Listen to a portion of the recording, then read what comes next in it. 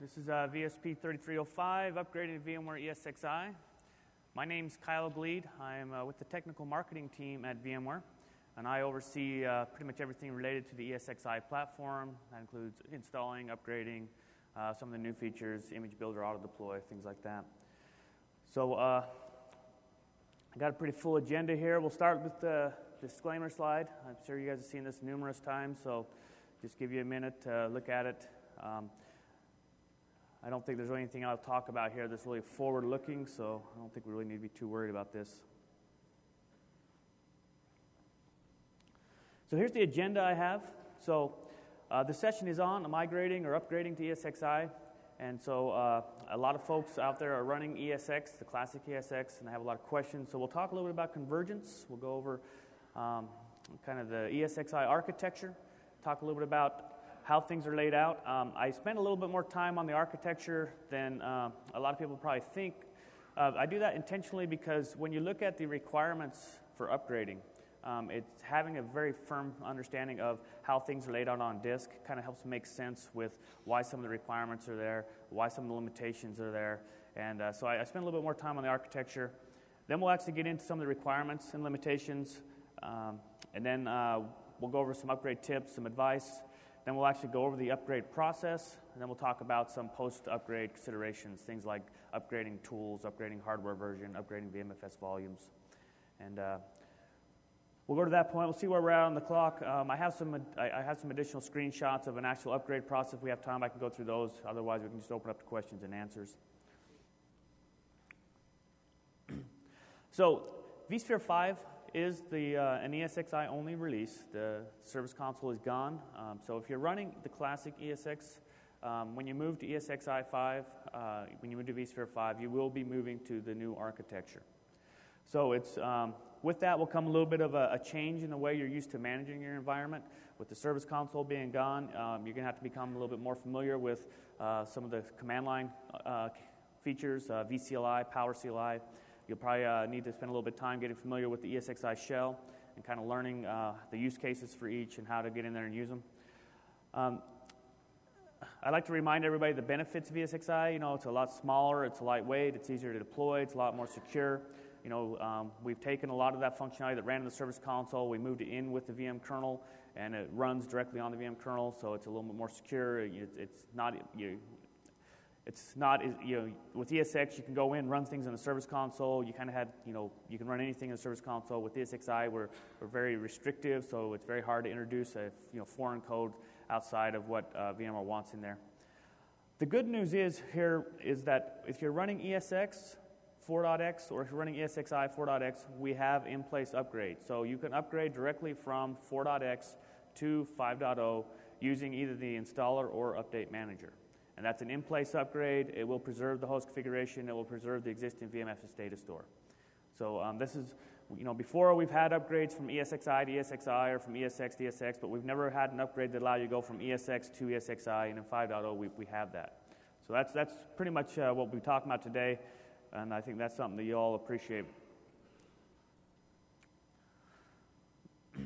So when we are migrating from ESX to ESXi, there's the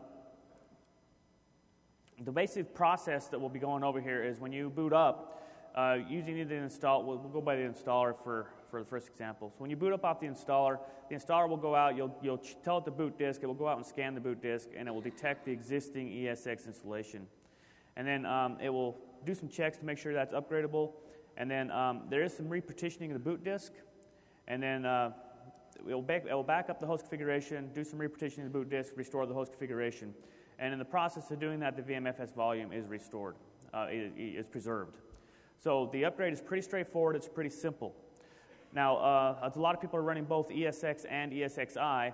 I'll just kind of throw up the other side of that.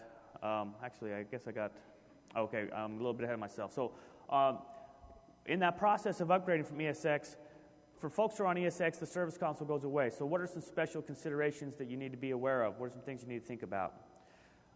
So obviously you need to look at what's running inside the service console. Do you have any agents? Do you have any scripts? Do you have any customizations in that service console? When the service console goes away, you're going to lose some of that, and you're going to have to find different ways to achieve that. So if you have agents in the service console, you're going to have to find versions of that agent that are compatible with ESXi. If you have custom scripts, you're going to have to either convert those scripts to vCLI or PowerCLI. A lot of times I find that the customizations, the scripts that are running in the service console, when you move away from the service console and you go to ESXi, a lot of times you don't need those. They become deprecated. So that's something to keep in mind as well. But if you do have scripts that you want to keep around, the way you handle those is you'll need to look at either the vCLI, the vSphere command line interface, or look at PowerCLI and basically convert those scripts over. And the vCLI, PowerCLI, they work remotely, and they utilize the APIs to manage the ESXi host.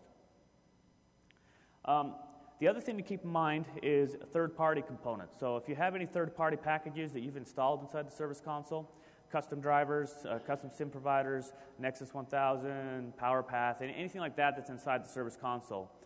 When you upgrade, the upgrade will not include those third-party packages, those third-party components. So you'll need to there's two ways you can handle that. After you do the upgrade, you can reinstall those pieces. Or if it's a driver or something that you need in order to do the install, you can use the new vSphere 5.0 image builder. The image builder is a PowerCLI interface that allows you to basically edit and customize the ESXi image, the installation image, to add and remove packages to and from the image so that you can add your custom packages, your drivers, your SIM providers into your image so that when you install, they're included. So whenever you talk about going from ESX to ESXi, people, the service console goes away, a lot of questions about what do I do with what's in the service console. So this is just kind of a high-level overview of some things to look at. With regards to, pay attention to what you got in the service console.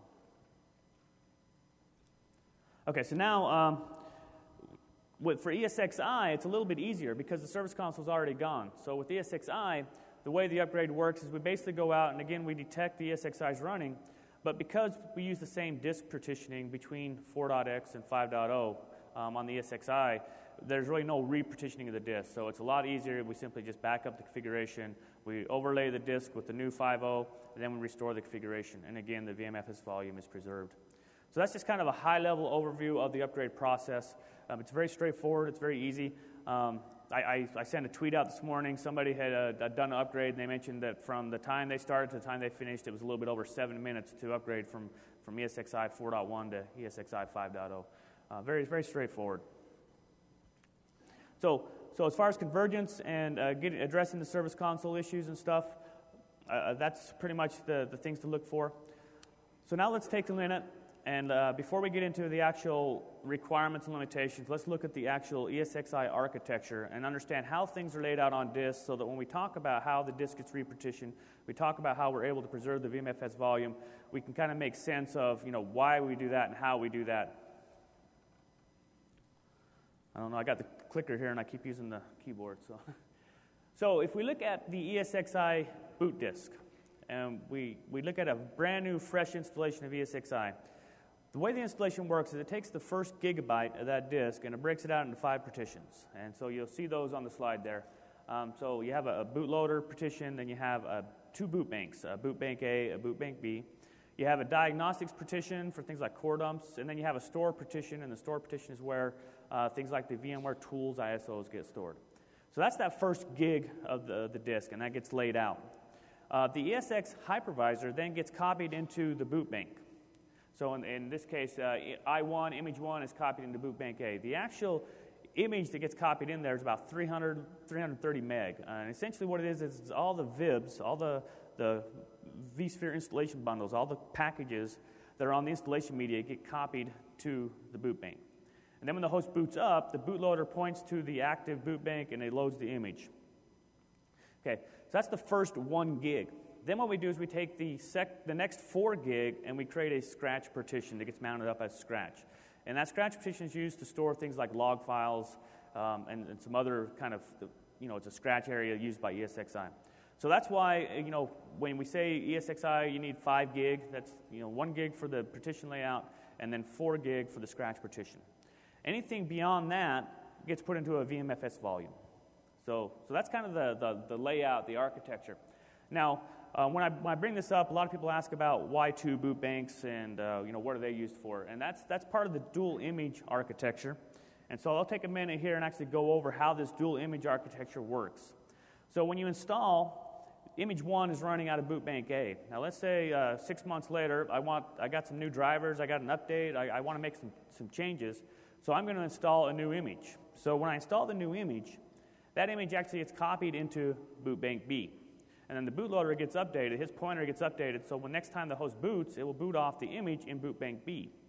Now notice that the image 1 in boot bank A is still there, it's left untouched. So then if I boot up off my image 2 and I find out that I'm missing a driver, I've got some problems, something just doesn't seem right, and I want to go back to where I was because just something right. So what you can do is shut the host down and boot it up, and when the boot starts and you get that little countdown, we're going to boot in 5, 4, 3, 2, 1, do a Shift-R for rollback, and it'll basically ask you, do you want to roll back? And you say yes, and what it'll do is update the bootloader to point to boot bank A, and it'll boot off image 1. So it's an ability to basically go back to your last known good copy. And that's built into the ESXi architecture. It's pretty slick, it's kind of a fail-safe. One note I will throw out here is I talk about this, and I talk about how this works in upgrade when you do updates. One note, though, when you upgrade from ESXi 4.x to ESXi 5.0, we overwrite both boot banks. So you don't have this capability when you do your actual migration to ESXi 5.0, but when you do the updates, the subsequent updates, that capability will be there. Okay, so that's the architecture. So that's how things are laid out on disk. That's kind of how the boot banks work. So now when we go through and I talk about the requirements, hopefully the requirements will make a lot more sense to us because we'll understand what's on the disk and what we're doing to that disk as part of the upgrade. Okay, so some of the high-level requirements, ESXi is 64-bit, vSphere 5.0 is 64-bit. So this isn't new. This is something we've had since 4.0 days. But just a reminder there, you do need 64-bit hardware, and that applies to both vCenter, Update Manager, as well as ESX. And as well, the operating systems for Windows and Update Manager, those need to be 64-bit as well. So it is a 64-bit solution. Before you can upgrade to ESXi 5.0, you should upgrade vCenter. You cannot manage an ESXi 5 host from vCenter 4.1. So upgrading vCenter is usually the first place you start. The upgrade is pretty straightforward. If you've upgraded from 4.0 to 4.1, it's the same basic process. One note about upgrading vCenter. When you upgrade to vCenter 5.0, you can manage ESX 3.5. You can manage 3.5, 4.0, and 4.1 hosts. You can manage a mix in ESX and ESXi, all from vCenter 5.0. However, if you're going to manage 3.5 host, you need to carry forward a legacy license server. So the licensing changed between 3.5 and 4.0. In 3.5, you had that license server. You need to retain that when you go to 5.0. So you can go into the vCenter, the vSphere client, go into the vCenter properties. There's an option there where you can basically point it to your ESXi 3.5, your 3.5 license server. Okay, the upgrade is in place only. So what I mean by that is we're actually going to go out to the existing boot disk and we're going to upgrade that disk. If you're booting off local disk, we're going to upgrade the local disk. If you're booting off SAN, we're going to upgrade the SAN boot disk. What you can't do is you can't, as part of the upgrade, switch from local boot to SAN boot. So it's an in place. We're actually upgrading the actual disk. There's no capability to switch from a local disk to a USB or from a local to a SAN boot. If you need to do that, you have to do a fresh installation and manually bring the configuration over. The host has to be running 4.x or better. So it can be 4.0 or 4.1. It can be ESX or ESXi. If you're on 4.0, you can go directly to 5.0. You don't have to go to 4.1, then to 5.0. If you're running 3.5, you're going to have to upgrade 3.5 to 4.0 or 4.1 and then go to 5.0. So it's an in-place upgrade from 4.x and above. And the host must meet specific disk and storage requirements, which we're going to get into in the next few slides. So that's kind of a high-level overview of what the requirements are. Now, as far as the disk requirements, let's talk about the storage requirements. So when we do the upgrade, the first thing we're going to do is we're going to basically do some scans, and we're going to determine the eligibility of the host. And then once we determine the host is eligible for upgrade, we're going to copy the configuration. We're going to back the configuration up.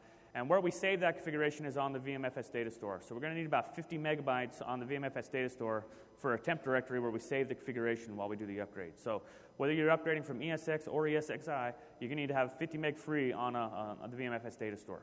So that's one requirement. The next requirement applies only to ESX host and only if you're using Update Manager. So again, you can upgrade using the installer or Update Manager. If you're using Update Manager and it's an ESX host, Update Manager is going to need to copy some files to the host, and these are the scripts it uses to do the checks and do the backup, and it needs a place to do that. So what we do is we take 350 meg out of the /boot partition. That's where we copy those files. So you're going to need to have an additional 350 meg free if using Update Manager on ESX. If you're using ESXi, you don't need that extra 350 meg. Okay. The last requirement, if you look at the upgrade guide, it basically says the VMFS volume must start after sector 1843200. And so, you know, it's kind of a, what does that mean? Essentially what they're saying is, remember when I showed you the architecture, we take that first gig and we lay out the partition table that has the boot banks, the store partition, the core partition. When we upgrade, we're going to basically take the first gig and lay out and put that partition table on there. The VMFS volume has to start beyond that 1 gig boundary. If the VMFS volume starts at the 700 meg mark or the 800 meg mark, we're going to step on it. We won't be able to upgrade that host. So that's what when we talk about this needs to start after sector 1843200, we're basically saying it needs to fall beyond that 1 gig mark so we have that first gig available for the ESXi partition. Okay. This is usually only an issue if you're on ESX and you have a custom disk partitioning. So when you installed your ESX host, if you use the custom disk partitioning, an advanced disk partitioning, and you chose to make the boot partition smaller than the default, then it could be, you may have an issue here because you won't have that, your first gig won't be free, the VMFS volume won't be there. So, but if you use the defaults or if you made it bigger, you're most likely going to be okay. If you're on ESXi, you don't have an option to customize partition table with ESXi, so you'll be in good shape. So the disk partitioning is typically only an issue when you're running ESX with custom disk partitioning. But those are the requirements. So 50 meg free, the VMFS after that 1 gig boundary, and if you're using Update Manager with ESX, you got that extra 350. Okay, so the next question that usually gets asked is, okay, what can I do to check? What's some things I can look at? So you can go into the disk properties, you can go into your boot disk, and you can look at the advanced properties there. And you'll see here, I got an example on the left. You'll see that the partition 1, that Linux native partition, is a gig in size. So that's a good sign. That shows you got that first gig allocated to this boot partition. The second example, this is actually an example out of my lab. And when the people deployed my lab, they went in and made the boot partition 250 meg. So I was not able to upgrade my lab from 4.1 to 5.0 because they made my boot partition too small. And so when I took the screenshot here, you can see it's only 250 meg. Okay, so that's one check you can do. As far as determining whether your VMFS volume falls beyond that sector mark, fdisk-ul is probably the best command I found to do that. Log on to the service console, run fdisk-ul, and look at the starting sector. And so here you'll see an example. Again, this is out of my lab. The first example is a host where the VMFS volume is well beyond that mark, and then the bottom example is the host where I had that 250 meg boot partition, and so the VMFS fell within that. So a couple things you can do to check to make sure that you meet those requirements. Okay, so that's the requirements. Now let's talk about some of the limitations. So one limitation is there is no automated rollback method. So if you are upgrading and from ESX or ESXi and the upgrade goes awry and you have problems, the only way you can really recover is to reinstall the 4.x environment and then restore from your backup. So it's important to have a good backup.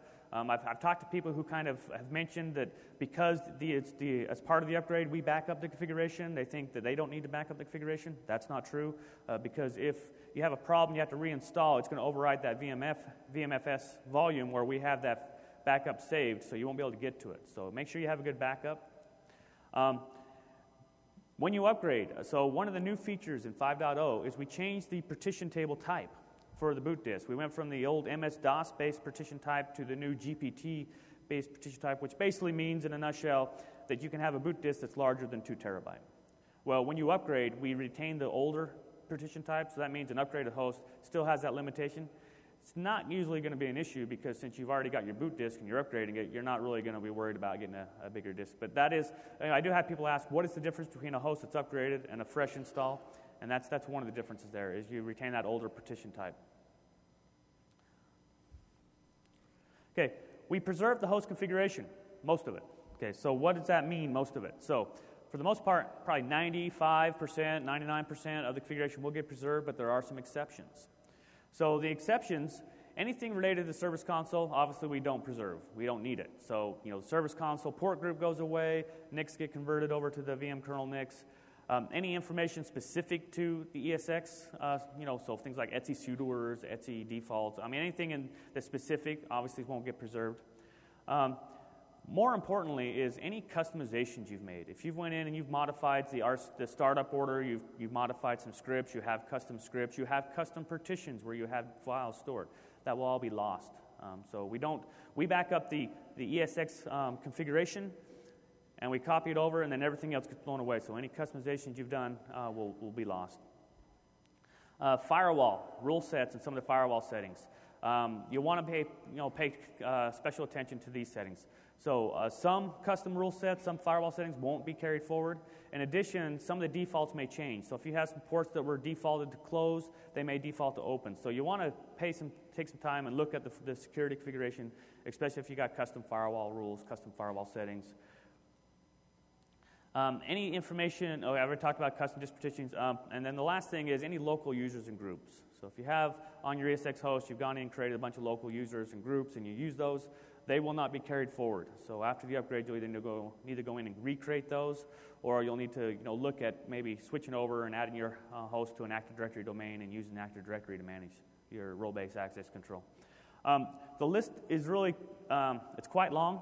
So if you look in the upgrade guide, chapter 6 on page 70, there's actually about 2 or 3 pages of where it lists kind of all the files, and it will tell you whether or not it gets it's carried forward or if it's not. And so we don't have a lot of time, and we could spend a whole hour just talking about this. So just want to make you aware that even though we preserve the configuration, there are some caveats. I've covered the big ones here. Go ahead and refer to the guide and go through that and see if anything else might apply to you. Third-party components, I already mentioned this. When you upgrade, they will be lost. So if you have custom drivers added to your ESX host or your ESXi host, and you're upgrading, and you bring over the new image, that new image will not include the new drivers. They'll be lost. So you need to account for that. And again, the way you can handle that one of 2 ways. You can either, after you upgrade, reinstall the package, or you can go ahead and get a copy of that package that's compatible with 5.0, and you can use the image builder to add that to your installation image so it's included as part of the install. So third-party software components, the packages, when you get them, they're distributed in what we call a VIB, a vSphere installation bundle. VIBs get put into offline software depots or offline bundles. So you'll go to your vendor, you'll say, hey, I need a version of this that works for 5.0. They'll point you to a location, you'll download the zip file, and then you can extract that zip file, and that's where you'll get your VIBs, and you can then use the image builder to add that, or you can use the ESX CLI command to add that, and so that's how you're going to manage those third-party components. Okay, so that's the requirements and limitations. So as far as upgrade tips, I think everybody probably shares the common goal. I want to be able to upgrade, and I want to have no VM downtime. I want it to be as non-disruptive as possible, and that's very, very easy to do. However, in order to achieve that, you do need to follow some best practices. So the backup I already talked about. Make sure you have a good backup. If most of us are already backing up our host, so we already know how to back it up. But just make sure on the ESX side, if you're upgrading ESX, make sure you go out and get those files in ETSI. Make sure you back up your VMX. Make sure you get you back everything up. On ESXi, you can use the VICFG backup command, and there's also a PowerCLI equivalent. When you run the VICFG backup, it creates a single file called a state.tgz, which has all the files. You just need to save that off and then have that, so if you need to restore, you have your configuration. So make sure you have a backup. And the second bit of advice here is take advantage of the advanced vSphere features. So things like HA, DRS, vMotion, storage vMotion. These are key to being able to upgrade in a non-disruptive fashion. It's very easy to do. You simply put a host in maintenance mode, you evacuate the VMs, you upgrade the host, you put it back, you go to the next host. But it requires being able to do vMotion.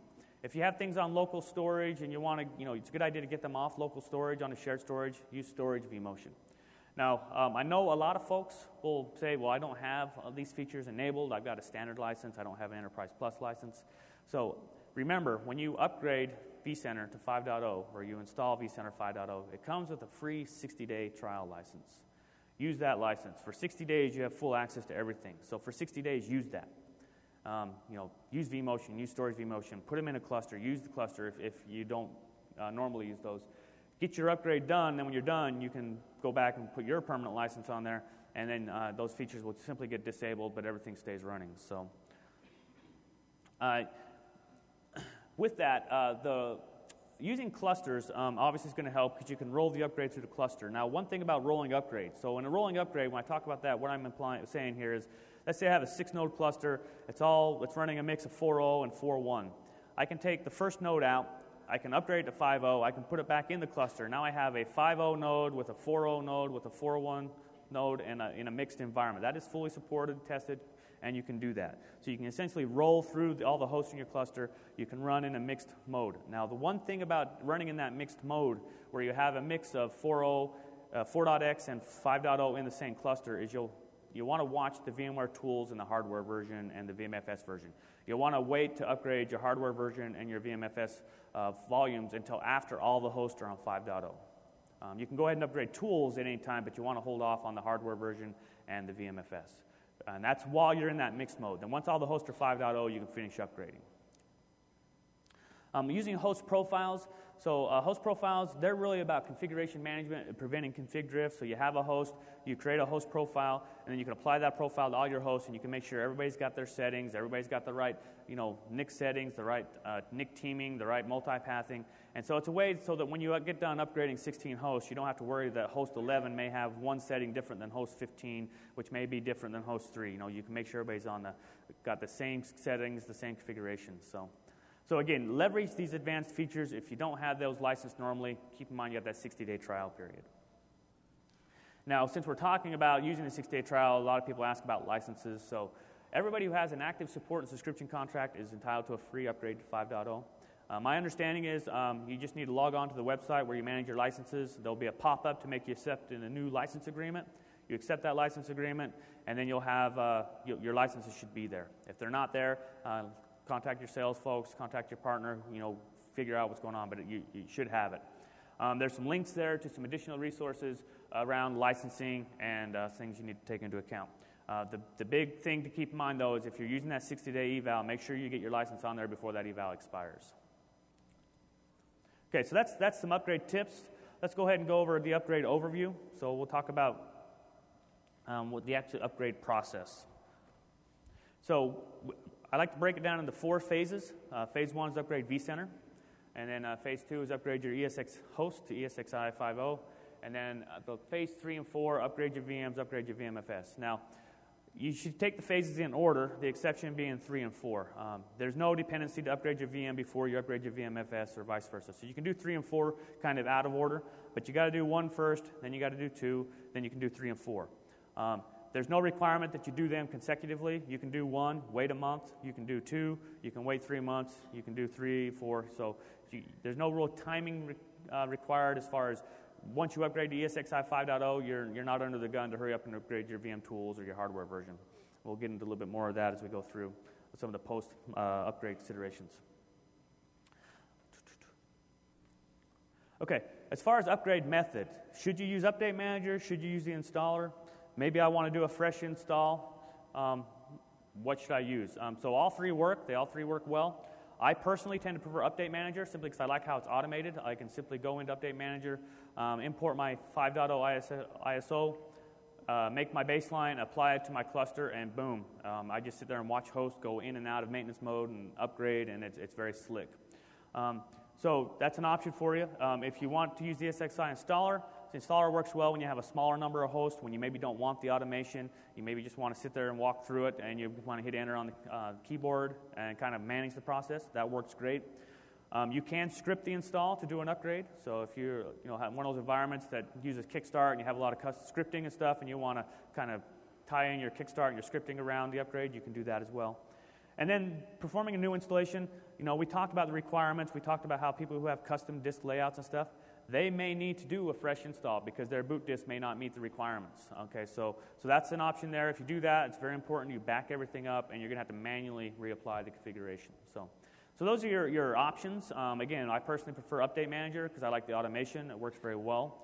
And Installer works works great as well. I've done literally in the since through all the beta versions and stuff. I'm sure I've done over 100 upgrades. I have a number of 4-node clusters. I've made 12-node clusters, 8-node clusters, and I can honestly say I've never had a serious problem that wasn't self-induced. Where I went in and tried something, but it works pretty good. It's very, very impressive. Okay, one thing about the upgrade experience. When you're upgrading, if you upgrade an ESX host and I sit down next to you and I upgrade an ESXi host, our experience is going to be identical. There's nothing that basically stands out when you're upgrading ESX to ESX or ESXi. It's the same look and feel. It's the same experience. However, under the covers, it is quite a bit different because with ESX, we're actually doing some repartitioning of the disk, where ESXi, we're just overlaying bits. So don't be fooled by the how easy it looks and stuff.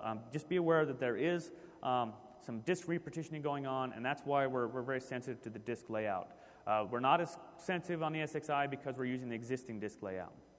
So let's go ahead and let's talk about upgrading and what these differences are, and so you're kind of aware of those. So again, when you upgrade ESX host, so we're talking ESX here, and then we'll talk ESXi next. So when you upgrade the ESX host, we determine the eligibility, so we run the scans, we determine whether or not you meet those requirements. Do you have the free space? Do you have the VMFS partition beyond that 1 gig boundary?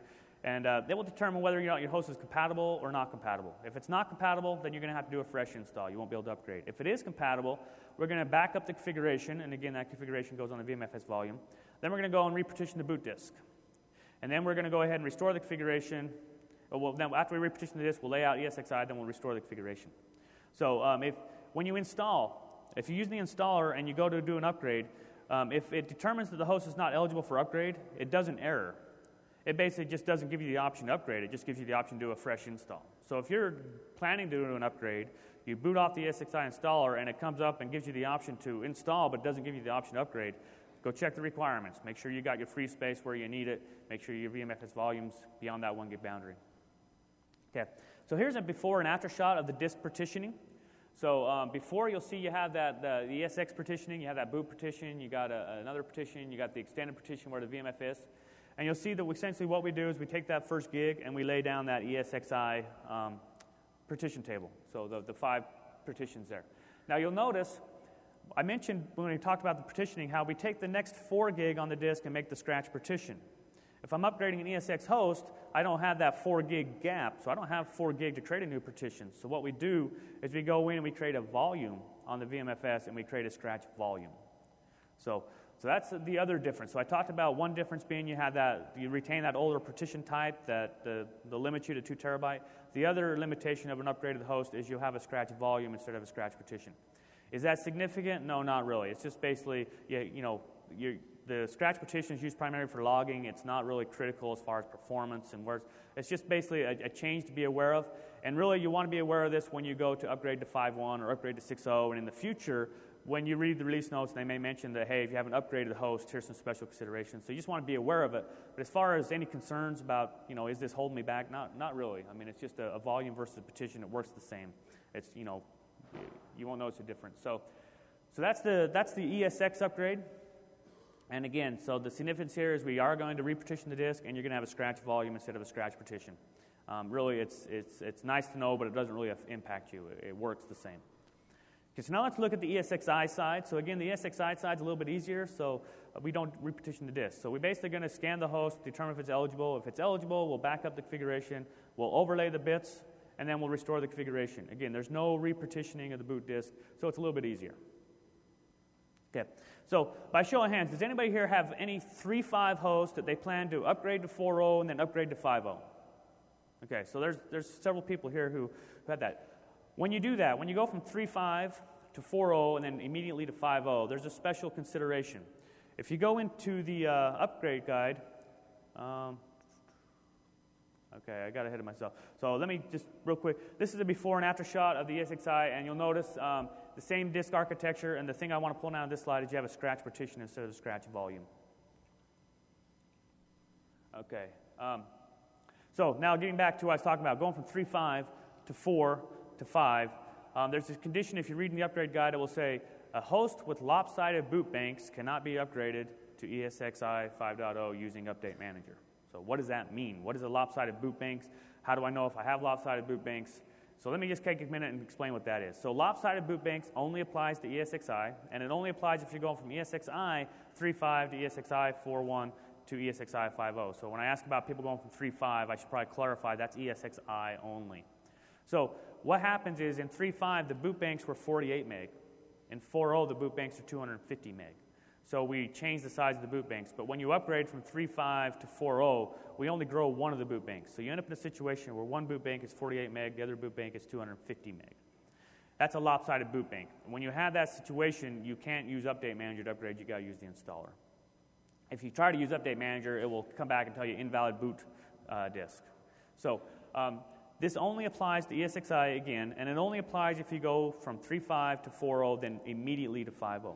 If you went from 3.5i to 4i 6 months ago, and then you applied some updates, when you apply the updates, it will resize that second boot bank. So it's a kind of a temporary condition. It's only going to affect a small number.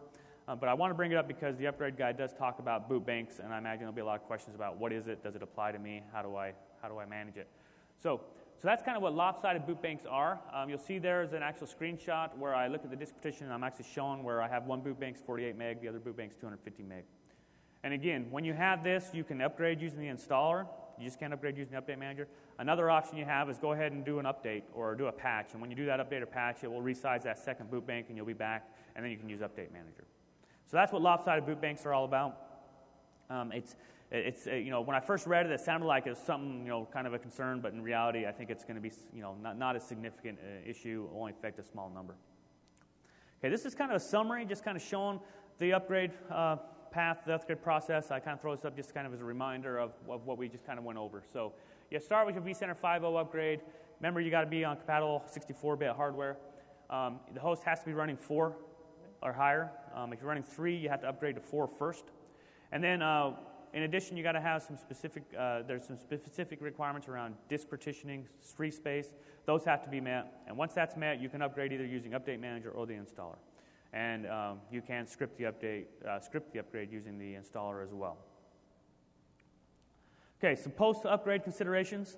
So once we upgrade, what are some things I need to worry about?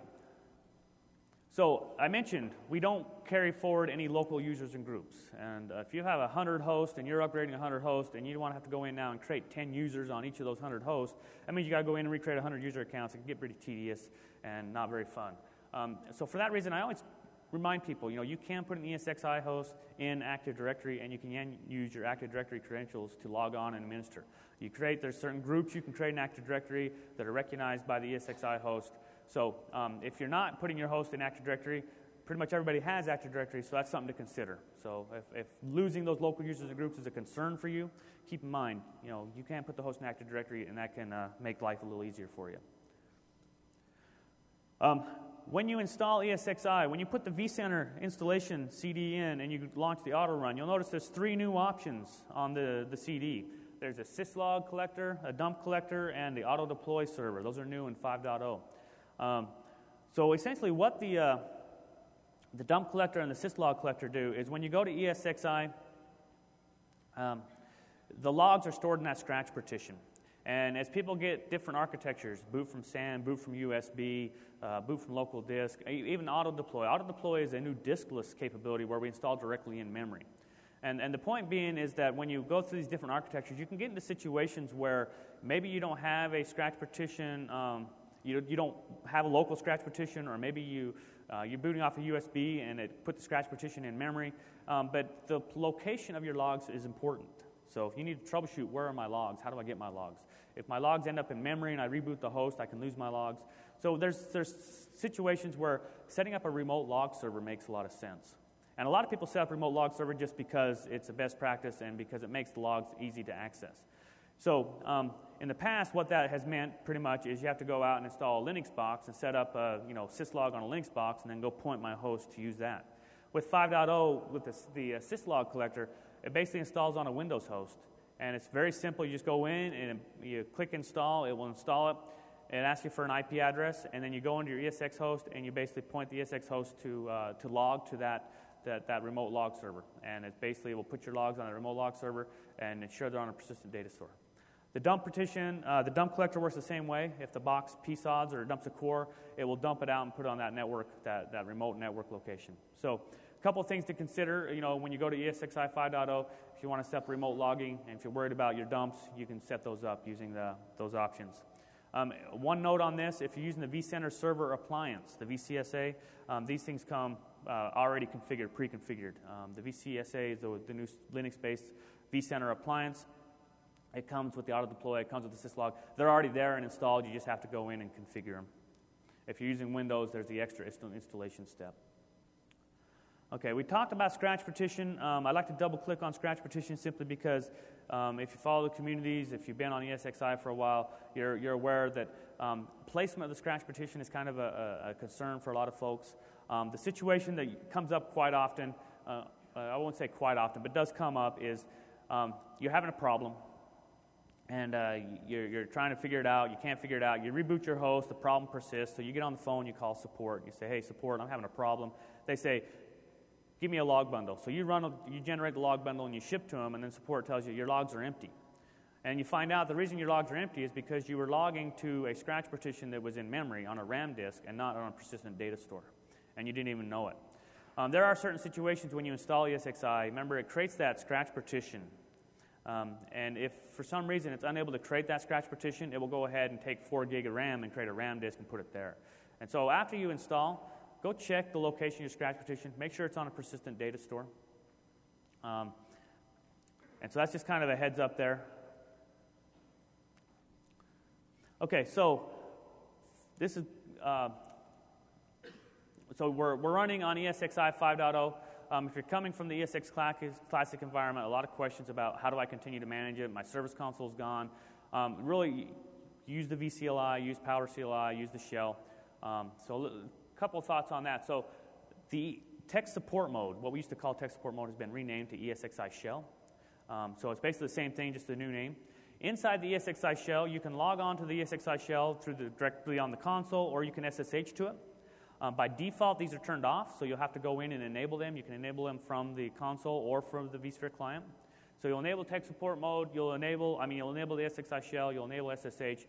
Once you get on there, you have a limited shell that has about 30 commands you can run. It's a limited, and it's there for troubleshooting. We hope that you won't use it for your day-to-day administration. It's really there for, I'm in a jam, I need to get on the console, I need to troubleshoot, I need to fix something. The ESXi shell comes with a new ESXCLI command. The ESXCLI command in 5.0 is unique because for the first time, the ESXCLI command works the same locally as it does remotely. So in addition to being included with the ESXi shell, the ESXCLI command is now included as part of the vCLI. Okay. So that's the ESXi shell. When you enable the shell, when you enable SSH in the vSphere client, it gives you a warning on your host. So you get a little warning icon, and you go to summary, and it warns you that, hey, these things are enabled. The reason you get that warning is because it's there as a reminder to turn those off, because we don't recommend you leave those on all the time. So turn them on when you need them, do your troubleshooting, turn them off. Now, for day-to-day administration, you need to use the command line tools. So we have a very rich API, and we have the vCLI, the PowerCLI, and these tools allow you to access the host remotely. So vCLI, a lot of people think of vCLI as a Linux-based thing, but it runs on Windows too. It's a Perl-based command line interface that runs on Linux or Windows. PowerCLI is the Windows version built on PowerShell, of course. So that's where you should have that set up in a management host, and you should use that for your day-to-day operations. So again, we avoid the use of the shell, use the vCLI, use PowerCLI. Now the VMA is just an appliance that comes with the vCLI pre-configured on SLES. So the VMA in 5.0 is now SLES-based. It comes with the vCLI and the SDK kind of pre-configured. So if you don't want to build your own Linux box and install the vCLI independently, you can just go get the appliance. So, so after you migrate to ESXi 5, make sure you have a management host. Make sure you have a host where you have access to the vCLI, where you have access to PowerCLI, and then understand what you need to do to enable the ESXi shell and get access to that. Okay, one thing to kind of bring up here. So for folks who are on ESX and who are familiar with the ESXCFG command, the ESXCFG command is now officially deprecated in 5.0. The commands are still there. We didn't take them out. but we have deprecated them, meaning that they are no longer officially supported. And instead, you need to be using the new ESXi command. So they've been replaced with the ESXi command. The ESXi command, as I mentioned, for the first time, is a single command set that works both locally and remotely. The ESXi command in 5.0 is not a comprehensive command set, so it requires that you continue to augment it with some of the other commands that you're familiar with, the VICFG, the VMware command, and some of those other commands that you're most likely very familiar with. Okay, so what about upgrading my virtual machines? So do I need to upgrade tools? Do I need to upgrade my virtual hardware? Do I need to upgrade my VMFS? What if I don't? A lot of these questions come up. So in a nutshell, you do not need to upgrade tools, hardware version, and VMFS. The exception being if you're running on 3.5 and you have VMs running on hardware version 3 or VMware tools 3.5, you'll need to upgrade those because, as you can see from the chart, we don't support hardware version 3 with 5, and we don't support VMware tools 3. But if you're on 4, vSphere 4 or above, and you're running tools 4.x, or you're running hardware version 4 or 7, or you're running VMFS 3, they're all compatible with 5. There's no need to upgrade those. Now, having said that, it doesn't mean that we don't recommend it. It's just saying you don't have to. So after you do your 5.0 upgrade, you don't need to immediately follow with a bunch of reboots of VMs. So let's take the tools. So again, if you're running on tools version 3, you must upgrade because that's not compatible with 5. If you're running on 4, tools 4, that is compatible both on 5 and 4. So ESXi 5 as well as ESXi 4 supports VMware Tools 4. In addition, VMware Tools 5 is supported on 5 and 4 as well. So it's recommended you upgrade your tools. You can upgrade your tools at any time because tools is backwards compatible with 4. Hardware version, you need to upgrade tools first. That's a requirement. And if you're on 3, again, you have to upgrade. If you're on 4 or 7, the upgrade's optional. You don't need to upgrade. One thing about tools, though, is hardware version.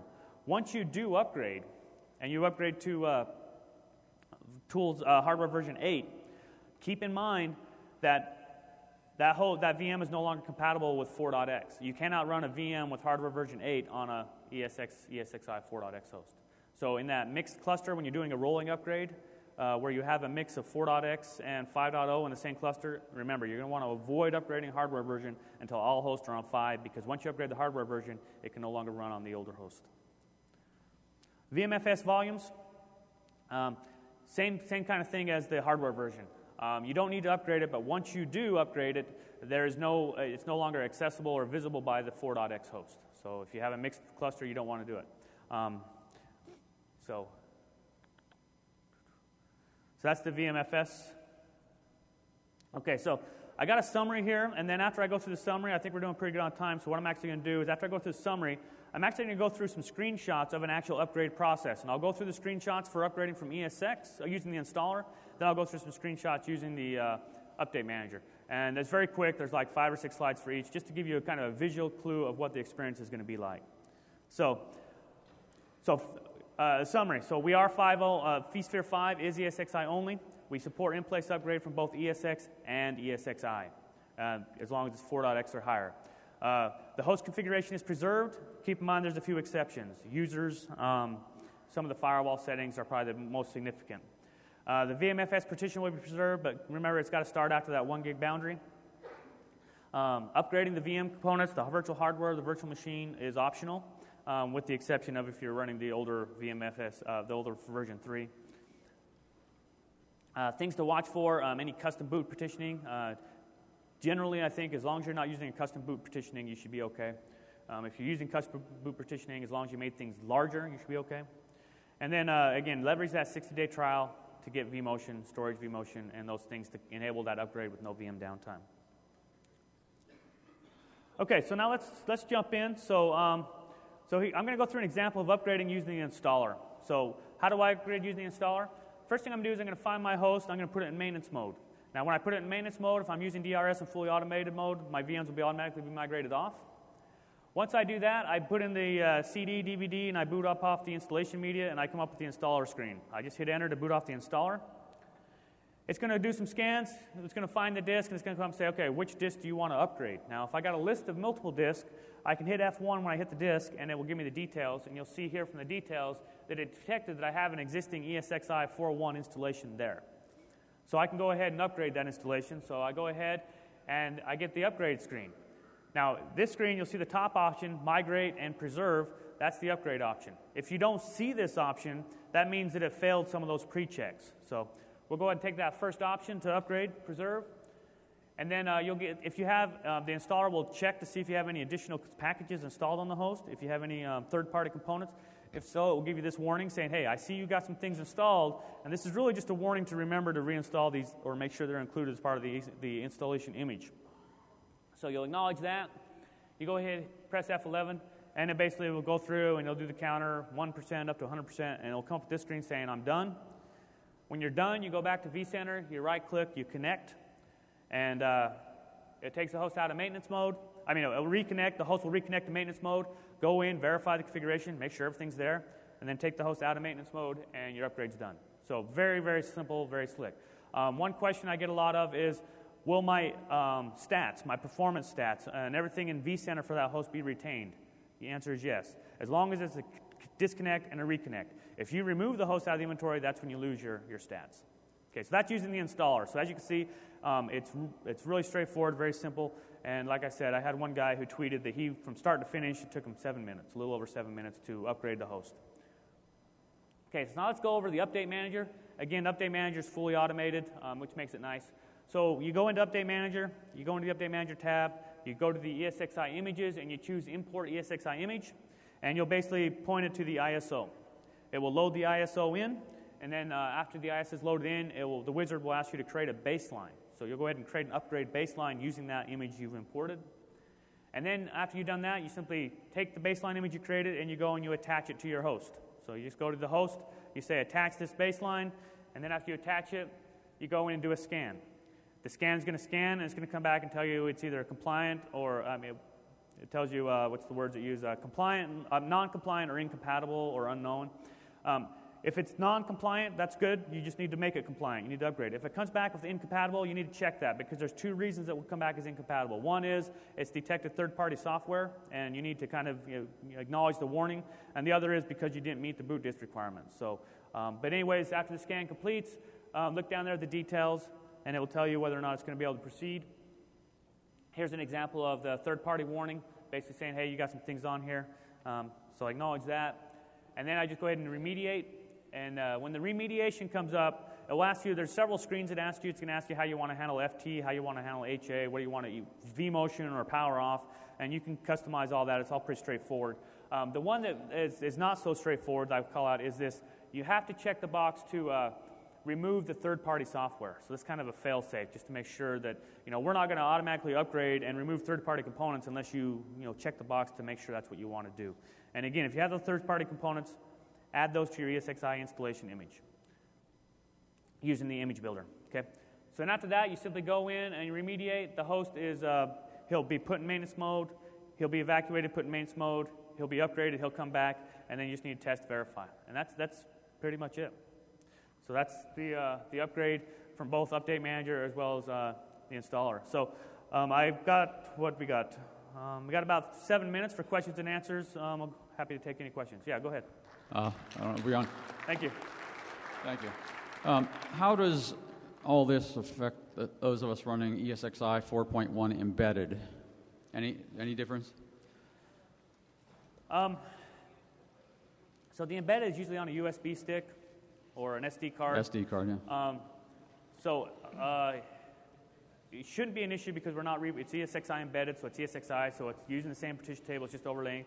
The thing you want to watch for is your scratch partition. Where's your scratch partition? And make sure after you do the upgrade, yeah, it's on our SAN. That you make sure that the scratch partition stays on the SAN and it doesn't lose that. But other than that, I don't think there's any. I know it's Dell, and we are running their version nuggets of Dell Open Manage. Would that be one of the third-party apps that need to? Yeah. So you would need to go out and get the VIBs from Dell, so you can add that to the image using Image Builder and make sure that gets included in your installation image. Okay. Thank you. All right. Thank you. If you're looking to change to the vCenter appliance and switch to Oracle, is there an upgrade path for the database, or is it fresh? It's a fresh install and re-add the object. There's no ability to convert. Okay. I guess if you're pretty good with SQL, some SQL statements, I don't know, but there's nothing we provide. There's no tool? Yeah, okay. right. All right, thanks. A very quick question, just out of curiosity. The virtual hardware version 5 and 6, did it ever exist, or why were those numbers left out? I don't think they ever existed. We went from 4 to 7 to 8. I don't know why they skipped. Usually in a beta build, they'll go something, and then they'll uprev, and then whatever build they uprev, whatever time gets pulled into GA is the version we have. So they never existed. Okay. If using the VMware Update Manager to go from 4.1 to 4.1 ESX to 5, but I also want to add the third-party, some drivers and so forth. Can it do both of them at the same time, or are we going to have to do that kind of in two separate operations? No, you do it at the same time. So what you do is you'll download the ESXi 5.0 image, the ESXi 5.0 image. You'll download PowerCLI. You'll boot up PowerCLI, and you use the image builder to add all those components, and then you just use that image to do your upgrade, and it's all there. Okay, so that's the key, is use the CLI, make my own custom ISO. Exactly. And then use that custom image to do the upgrades. And then the VUM will read the new custom image. Yeah, Thank you. Well, I'll be there. A little of a follow-up with that one. Can I have multiple server VIBs? So for HP, even Dell, you can or create others, so I don't have to create 5 different images? What you do is we pool all the VIBs, and then you create what we call an image profile. So you'd have one image profile for Dell, one image profile for Blade, one image profile for Cisco, and then whenever you install that platform, you can use that profile. So in each profile would have the custom drivers. So the Dell profile would have the Dell drivers. The Cisco profile would have the Cisco drivers, But they all ultimately come out of the same ISO. Yeah. Well, you actually have it. So you have a pool of VIBs. Yeah. 100% of your VIBs in a pool.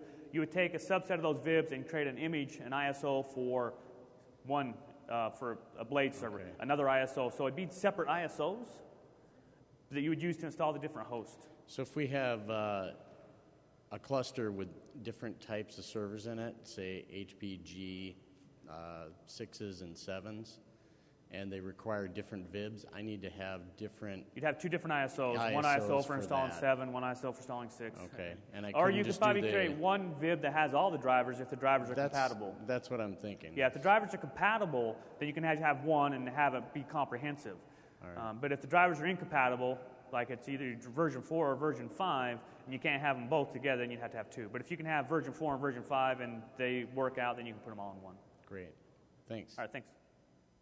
I should probably know this, but how do you validate where the scratch file is if it's currently a RAM disk, and how do you get that relocated to a VMFS partition? You go into configuration advanced settings, and there's a scratch label, and you click on that, and it will basically have the location of the scratch partition. If it's empty, or you can look at where it's at, then you can go out to the shell and you can look and see if it's in RAM disk or on a partition. And you can just, in that text, you can just type in the name of the volume where you want it stored, and it will. So it's very easy to update. But just go into the configuration, the advanced settings, and you'll see the option there. Thank you very much. Yep. Okay, we got a couple more minutes, so go ahead. Yeah, my question about the VMFS 3. I think the upgrade will preserve still VMFS 3. And how do you recommend we upgrade from VMFS 3 to 5, and can they mix the mode for certain period of time? So there are some, if you have VMFS 3 and you upgrade to VMFS 5, VMFS 5 has some improvements, unified blocking, some improved small file management stuff. Right. You don't get those benefits when you upgrade. Okay, so for the boot disk VMFS, it's not really critical because you're not really using the boot disk. That's my question is how do you recommend when do we do the upgrade and in what condition? Yeah, so for the boot disk, just go into the VMFS, there's an option, click on it, it's non-disruptive, it's an in-place upgrade, it just updates the metadata and upgrade to 5. For other VMFS volumes, you may want to create a swing volume where you basically create a new volume, use storage vMotion to move everything over, and then delete it, as opposed to upgrade. And again, the reason why is because if you upgrade, you don't get the unified blocking, you don't get some of that improved file management, some of that improved performance. Okay, gotcha. So we need to add more volume as the VMFS 5 and do the... Yeah, that would probably be, if you had that luxury, create a new volume, move everything over, Sure. delete the Okay, old. If gotcha. you don't, you can do an in-place upgrade. Just be aware there's some limitations there. Gotcha. Thank you. All right. Good morning. Hi. Hi. It's just in connection with the ESXi embedded off USB. I stand under correction here, but it seems like the ESX4i, version 4, in other words, used to have a 1 gig scratch partition in RAM if you were unembedded, unless you changed the location. Yeah, if you're on the embedded, you may find that your scratch partition's in RAM, and that's why I brought that up. You want to check that. If it's in RAM, you'll want to move it to a persistent data store. But previously it was 1 gig, yeah? It's always been 4 gigs as far as I know. Okay. So. Because I was under the understanding that if you had it on, if you were installing off you or running off USB, you would lose 1 gig of RAM. I'm pretty sure it's been 4 gig. I could be wrong. I don't boot off USB, so I don't have a lot of experience with that. But I've always seen it as a 4 gig. But keep in mind, the 4 gig is a lot of extra. We don't need the 4 gig. All that's in there is really is logs, and 1 gig, will be fine. So, understandably, then, if we move to 5, you're going to lose 4 gigs of RAM unless you relocate that scratch partition. Correct? Yes. Okay, that's my question answered. Thank you. So I think we're getting kicked out, so what I'll do with the rest of you guys, if you want to follow me out, I'll be happy to answer your questions, but these guys are going to start getting mean in a minute if we don't get out of here.